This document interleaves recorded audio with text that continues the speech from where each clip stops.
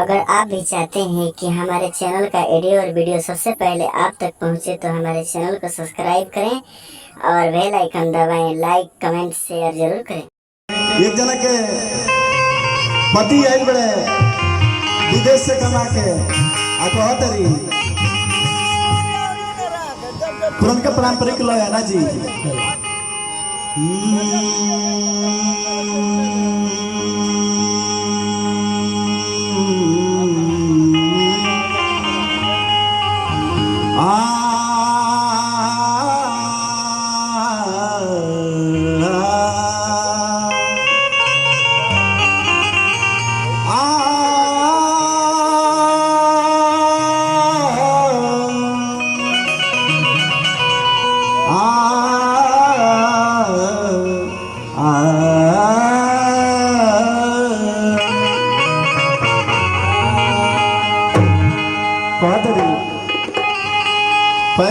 पारंपरिक धुन छठी माई के सब लोग गावेला।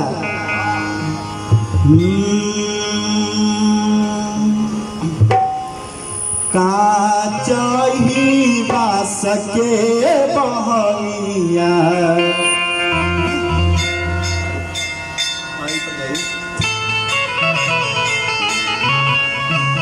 काचही बास के बहनिया बहनी लचकत जाए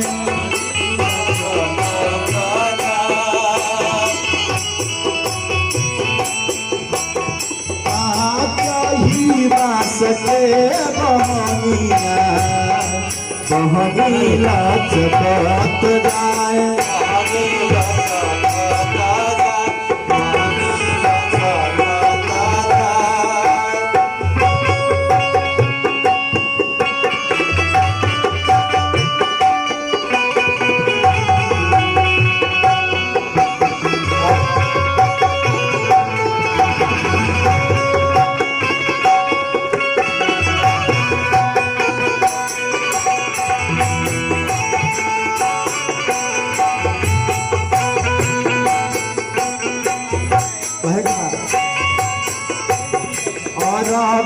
से आइला बार मोर परदेसिया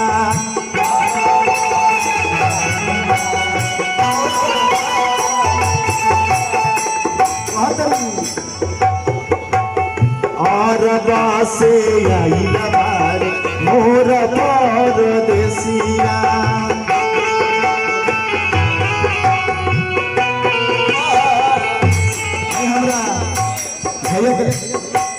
सुनो बाबा वहाँ के तरफ से हजार रुपए का पुरस्कार आई। हमके माता रानी से प्रार्थना करी कि वहाँ के दिन दुगना रात चुगना रही ना जी कहे के बा। और से आइला बार मोर परदेसिया हेलो हेलो पहिला बेकरता छठी के बरतिया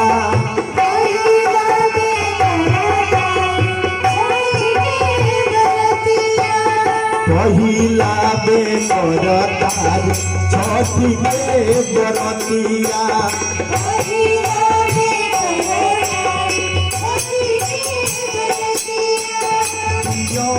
के बानी के कबरिया गौरा लेके जाए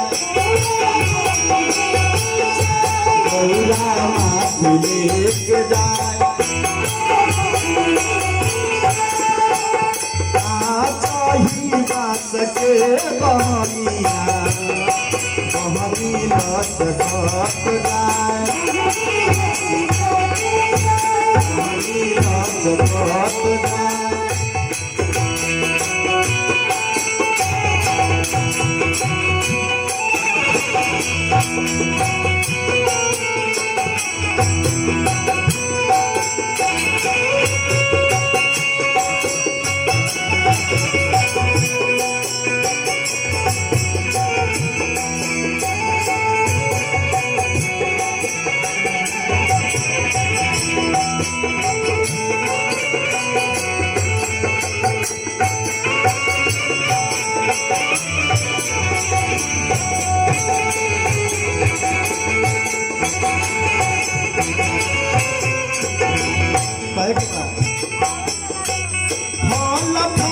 लहरिया से दौरा सजा के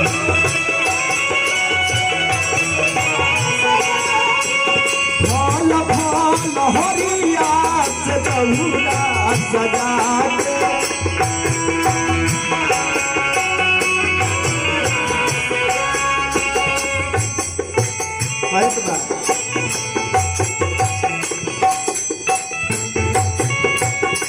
यारी के बाती के पगड़िया दौरा माथे लेके जाए